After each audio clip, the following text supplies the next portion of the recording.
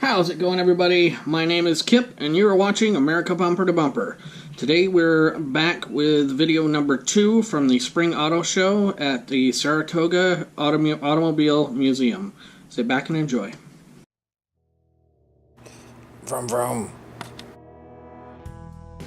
Alright, we're going to start this video off with a 1960 MGA 1600. It's a beautiful car in the red paint. Black interior. This car did not come with roll-up windows, so this guy has a potential of getting wet because, as I said in the first video, it rained on and off all the time that we were there. Absolutely gorgeous looking MGBA. And now we're getting into a whole bunch of BMWs. We're starting off with this BMW M4 GTS. This is the latest, greatest two-door BMW that you can get that's an M. Track-focused, great car. Looks gorgeous, love the gold rims on it. I'm not sure if the car comes factory with the roll bar in it. I almost think it does. I will double-check that for you. Just beautiful, beautiful car. Now we're moving on to an E90 M3. It's a little bit more muted than a lot of the other M3s that you see. They're usually a little bit more flashy, but this is just an absolutely, again, gorgeous car. If you can't tell, I'm a fan of the M3s. This one is an E46 M3.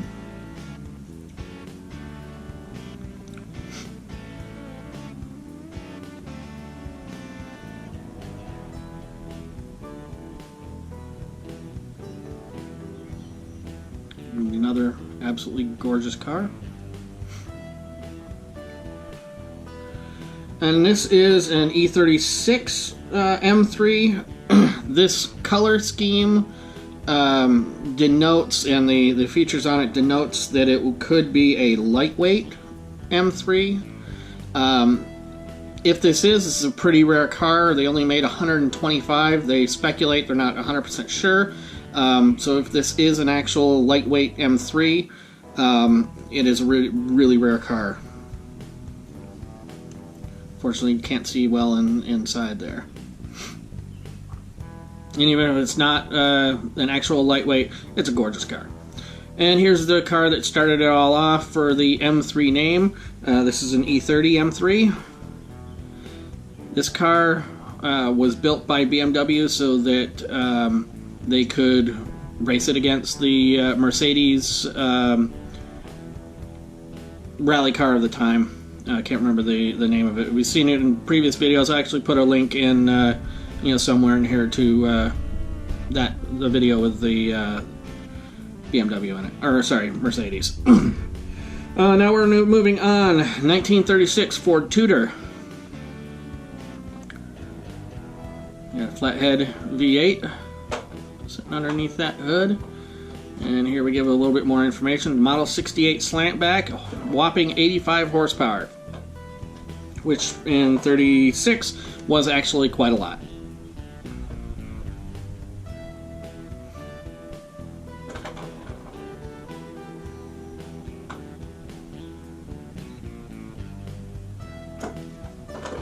Like the very subtle green pinstripe on the car.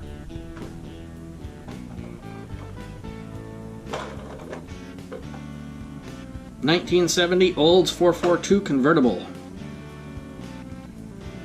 and the window paper in this says that it is a pace car, so I'm not sure if this car has been recently restored and they just haven't put the pace car stickers back on it, or what, but you know, absolutely gorgeous looking 1970 442.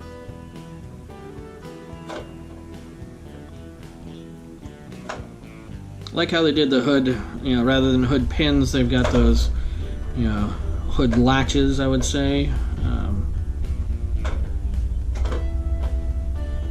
Again, just an absolutely gorgeous looking car.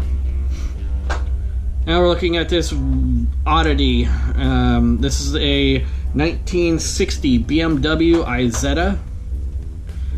The thing that makes this car interesting, other than it's three-wheeled, is its door. That whole front panel is the door. The steering wheel swings with the door out of the way. It is a very small two-seater. Interesting car.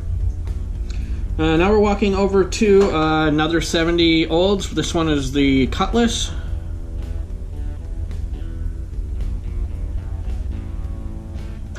Really nice looking Cutlass right here. I love how back in the day they'd do rims, the wheels, the same color as the body paint on it. GM did that for quite a while, actually. Now we're looking at a 1954 Studebaker Land Cruiser. Yes, a Land Cruiser that is not a Toyota. This was the last year of the Studebaker Land Cruiser. Very sleek and aerodynamic for 1954. 1961 Imperial Crown Convertible. In later years and some earlier years, this would have been known as a Chrysler Imperial, but for a period in the 50s and 60s, the Imperial was its own mark. It was the top-of-the-line Chrysler product, and you can tell from looking at it, it is just absolutely massive and beautiful and had every little feature that you could possibly get in 1961. Now we're looking at a 71 Lotus. This is the Elan Plus 2. That means that it was a four-seater, but I would not want to try and fit in the back seats.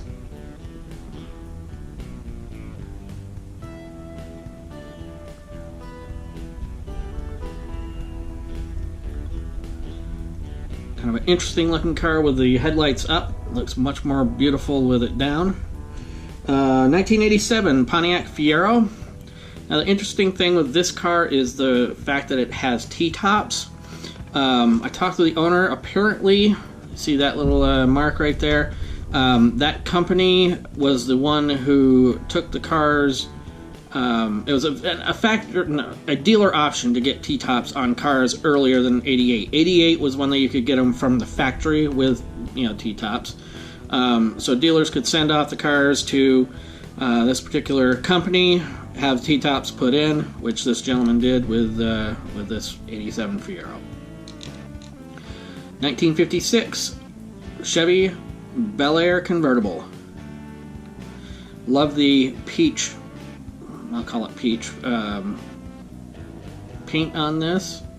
If you're ever wondering how you get into your trunk with a Continental wheel in the back, just the gentleman just showed you there a minute ago.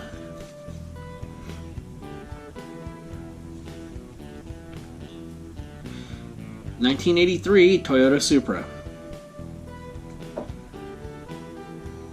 Now, this is not a turbo car. This is just a plain Supra, but it still has a really powerful inline six. I like the little information in the trunk the owner put together. Really brings a lot to the car. Now we're looking at another Olds. This one is a 72 442. Very similar, if not the same color as the Cutlass we saw a few minutes ago. I think this might be a little bit darker.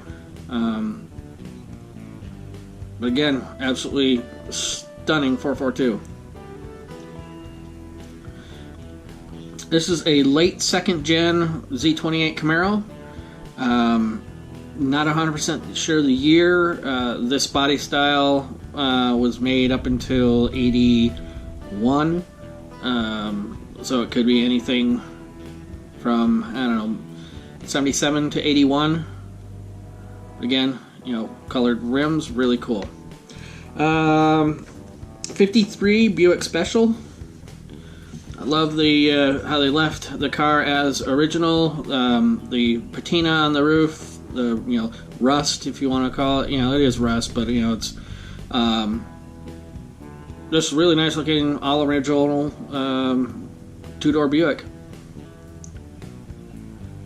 And if I were to get this car, I'd just put some clear coat over that roof to keep the oxygen away so that it won't rust any further, and drive it as it is. An absolutely amazing looking Buick.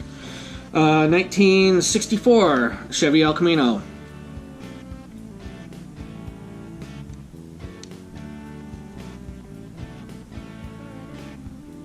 Not a whole lot to say about the El Caminos. They pretty much speak for themselves.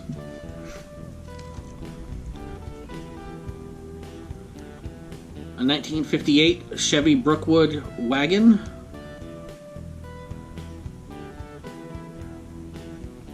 This is again a really nice original, clean looking car. Very interesting rear end on this. I don't know that I've ever seen that particular design except for here. Just very nicely preserved. And finally, we're looking at this 1952 Plymouth Suburban. Yes, Suburban. So we've heard of a Land Cruiser that wasn't a Toyota, and here is a Suburban that is not a Chevy. Funky little wagon. I love the, it's only a two-door, but you've got the extra seats in there. Great lines for, 50s car.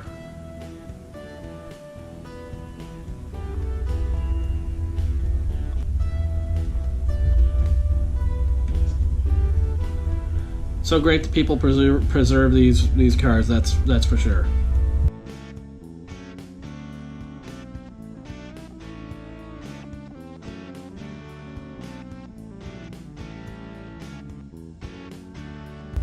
Hey everyone, I appreciate you taking the time to watch the second video of the Spring Auto Show at the Saratoga Automobile Museum in Saratoga Springs, New York. Their information, if you want to go check them out, is going to be in the description below. If you like this video, please consider subscribing to the channel to help support us moving forward in our quest to go nationwide. We also want to make sure that you're following all of our other social media, Facebook, Instagram, Twitter. All the information is going to be up here. And email us with any questions. Have a day. Hopefully it's a good one.